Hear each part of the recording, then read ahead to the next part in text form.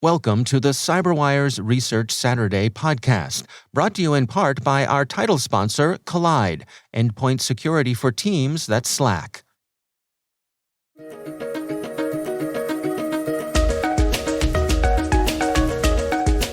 Hello, everyone, and welcome to the CyberWire's Research Saturday. I'm Dave Bittner, and this is our weekly conversation with researchers and analysts tracking down threats and vulnerabilities, solving some of the hard problems of protecting ourselves in a rapidly evolving cyberspace. Thanks for joining us.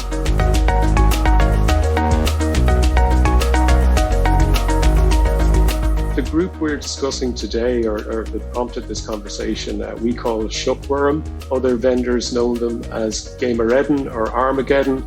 And that is what is widely believed to be a Russia-sponsored group that has been conducting an ongoing espionage campaign against Ukrainian organizations since at least 2013.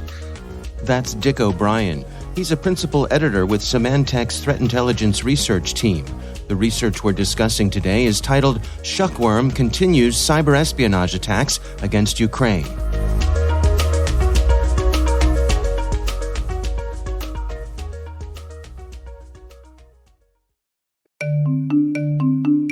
And now, a word from our sponsor, Collide. Collide sends employees important, timely, and relevant security recommendations for their Linux, Mac, and Windows devices right inside Slack. Collide is perfect for organizations that care deeply about compliance and security, but don't want to get there by locking down devices to the point where they become unusable. Instead of frustrating your employees, Collide educates them about security and device management while directing them to fix important problems. Visit collide.com/TCW to sign up today. That's KOLIDE.com/TCW. And we thank Collide for sponsoring our show.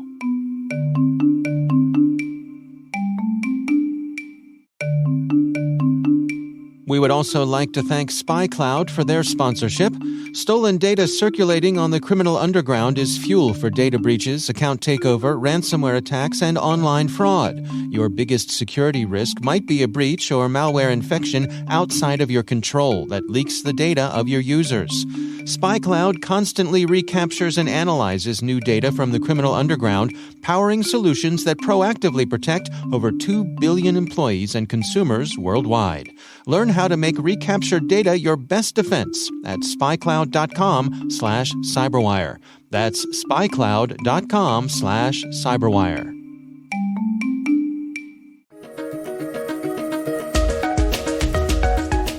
It seems to be heavily focused on government or publicly owned organizations. Its main motivation appears to be primarily intelligence gathering or information gathering. But Ukraine has also faced a lot of other cyber threats. There have been some quite notable examples of cyber attacks that were designed to be very disruptive and indeed could maybe be classed as sabotage. So, for example, in the winter of 2015, I think it was, there was a number of attacks that were directed against the Ukrainian power grid. This occurred right in the middle of winter, so you can obviously imagine what the impact of that could have been, given the climate over there. They have very cold winters. And these attacks were believed to be carried out by another Russian-sponsored group known as Sandworm. They've carried out a variety of actions worldwide, but they seem to be kind of more of a high-level organization, more of a specialist group than Shuckworm. There was also the Petya, or also known as NotPetya, worm attack in 2017. This was a wiper worm that spread. It was initially targeted at Ukraine because it was a worm, managed to escape the borders of Ukraine very quickly, and an awful lot of international organizations were disrupted by it. It was masquerading as ransomware, but it was really just a wiper, and I think the end goal of that attack appeared to be to kind of cause havoc within Ukraine. More recently, as we all know, if anyone who's been watching the news knows, there's been, I think, unprecedented levels of tension between Ukraine and Russia, mainly caused by troop buildup on the Russian troop buildup on the Ukrainian border. And we've seen some incidents, I guess, that are kind of outside of the normal run of activity that we'd see against Ukraine. So there was some website defacements that occurred a couple of weeks ago, and then there was a wiper attack, not too dissimilar from the NotPetya incident, in that it was disguised as ransomware at the time, but it was a much more targeted kind of wiper attack. So it kind of only affected organizations in Ukraine. And I think, the goal of these more recent public attacks is, I guess, there's a propaganda value to them. The websites were defaced with anti-Ukrainian political messages, and also a disruptive element to them too, just to kind of add to the level of tension that we're experiencing at the moment. Well, let's dig into some of the specific things that you all have highlighted in this research. You have some case studies of some things that you all have been tracking with Shuckworm. Can you walk us through what they're up to? Yeah, I can. All right. I guess the starting point for this investigation was a report published by the Ukrainian government, specifically the Secret Service of Ukraine, back in November. It makes for very interesting reading. It's if you want to kind of get a primer on Shuckworm, this is a good place to start, because it gives you the kind of background right from day zero, but also gives an update on what the group has been up to more recently. This prompted our own investigation. We wanted to see if the activity described by the Ukrainian government was continuing, and if we could find out anything more ourselves. So what we have found is, I guess, a trove of indicators of compromise, evidence, signs of attack, and we published this blog, I guess, as we wanted to share this information publicly. We believe it may be of assistance to anyone who is hunting for signs of Shuckworm attacks on their network. We found a lot of things, but I guess the main thing we have uncovered is a kind of a recent attack chains, where we've been able to highlight how an attack has run from end to end against a particular organization. Gives the reader, I guess, a bit of an insight into what these attackers are after. So I guess I'll describe an attack against one organization as maybe a way of illustrating what we've seen happening. So this attack occurred in over about 2 months, in July and August of this year. We have seen more recent attacks, but this is the one where we have the most complete information. So I think this is why we chose to use it. Shuckworm has historically relied on phishing or spear phishing emails to compromise its victims, and this appears to be the case in this organization, because the first evidence of malicious activity occurred shortly after a suspicious Word doc was opened on a computer in the organization. Because shortly after it was opened, we saw a malicious VBS file being run to launch a backdoor. This is being used by Shuckworm, but recently called, this is going to be very difficult to pronounce, Pterado. I hope I'm pronouncing that correctly. We didn't choose this name ourselves. They then used this backdoor to download another executable and a couple of VBS scripts, and then they created a scheduled task on the computer. And this appeared to be designed to maintain persistence, because essentially what it did was it made sure that one of those scripts was executed every 10 minutes. And the upshot of that is that the compromise remains live even if the user reboots their computer. Later on, we saw them once again installing new versions of the backdoor and the associated scripts. And this occurred like over and over the course of the same day. And then they were testing it against their command and control server. And it's a little bit unclear as to why they were kind of repeating this process. It may be that something didn't quite go right, or it may be that they were tweaking the backdoor because a new version was used every time to suit the victim's environment. Then a couple of days later, they came back. They seemed to be happy eventually with their setup, and a couple of days later they came back, ran a couple of commands, including one called flush DNS. That suggests that they might have updated their DNS records for their command and control servers. because the flush DNS command was executed shortly before they attempted to install more backdoors that leveraged the same command and control. So then not a lot happened. They had their access. They didn't do much with it until maybe 2 weeks later. Yeah, 2 weeks later, they came back and they launched another version of this backdoor. There's a lot of versions of the backdoor being used in the campaign. And I think after the initial trial and error process, they may be kind of constantly rolling out new versions, lest to get picked up by security software. They want to kind of keep refreshing it. But anyway, they executed the backdoor. It was used to download a new file called deerskin.exe. And this actually was a dropper for a VNC client. When it was executed, it tested its connectivity and then, dropped the VNC client and established a connection to the command and control server. And this was a legit tool, but it was being used in a malicious fashion, obviously.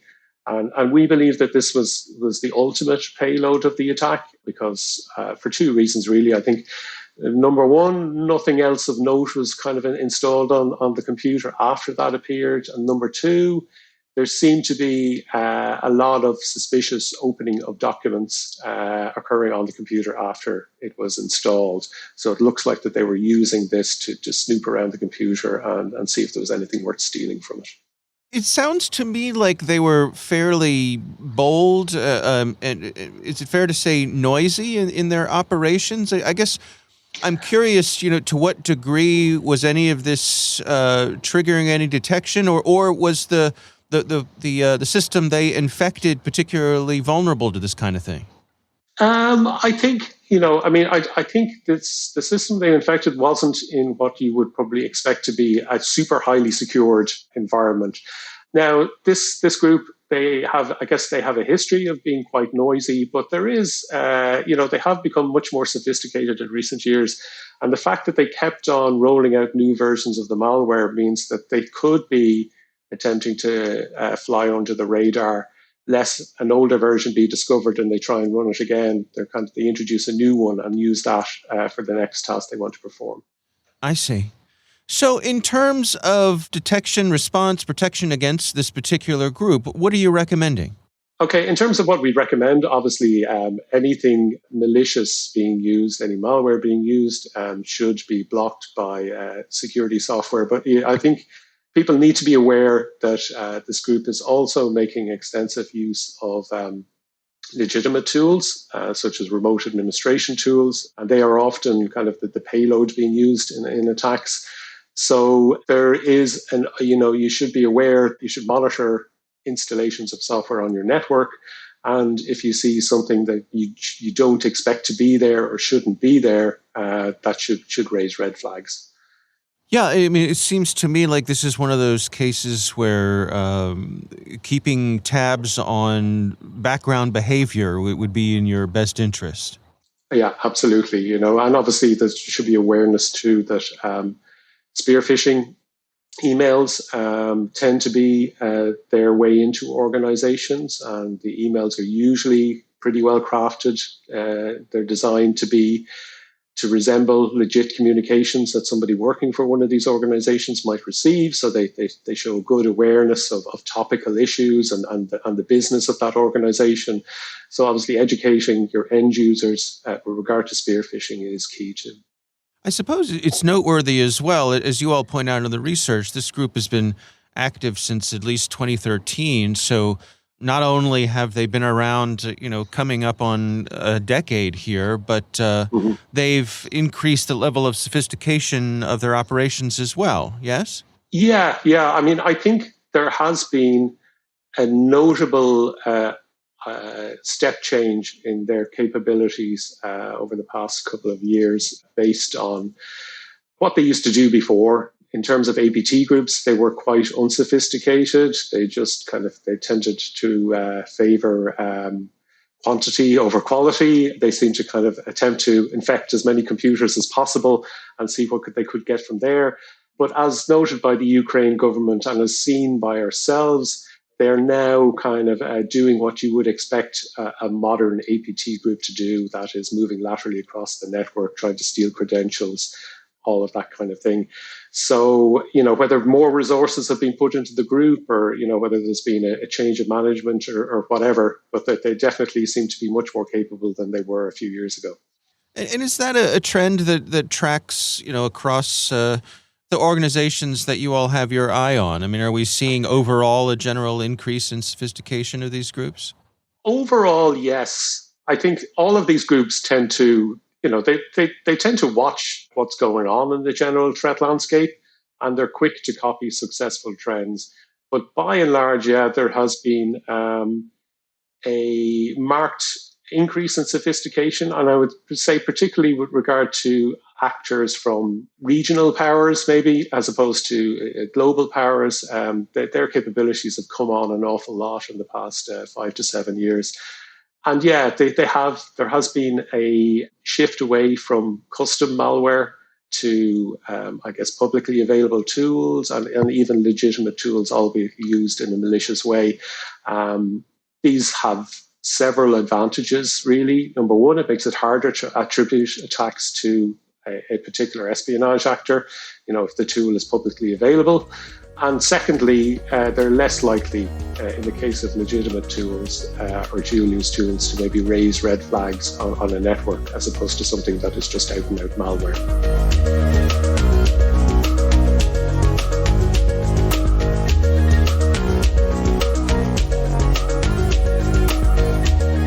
Our thanks to Dick O'Brien from Symantec for joining us. The research is titled Shuckworm Continues Cyber-Espionage Attacks Against Ukraine. We'll have a link in the show notes. Thanks to Collide for their sponsorship. If you have Slack, Collide is the perfect solution to improve endpoint compliance while educating your employees about device security. Try it out for free at collide.com/TCW. Thanks also to SpyCloud for their sponsorship. Learn more about how SpyCloud transforms recaptured data to protect your business from account takeover, malware, and ransomware at spycloud.com/cyberwire. The CyberWire Research Saturday is proudly produced in Maryland out of the startup studios of Data Tribe, where they're co-building the next generation of cybersecurity teams and technologies. Our amazing CyberWire team is Elliot Peltzman, Trey Hester, Brendan Karp, Eliana White, Paru Prakash, Justin Sabi, Tim Nodar, Joe Kerrigan, Carol Terrio, Ben Yellen, Nick Valecki, Gina Johnson, Bennett Moe, Chris Russell, John Petrick, Jennifer Iben, Rick Howard, Peter Kilpie, and I'm Dave Bittner. Thanks for listening. We'll see you back here next week.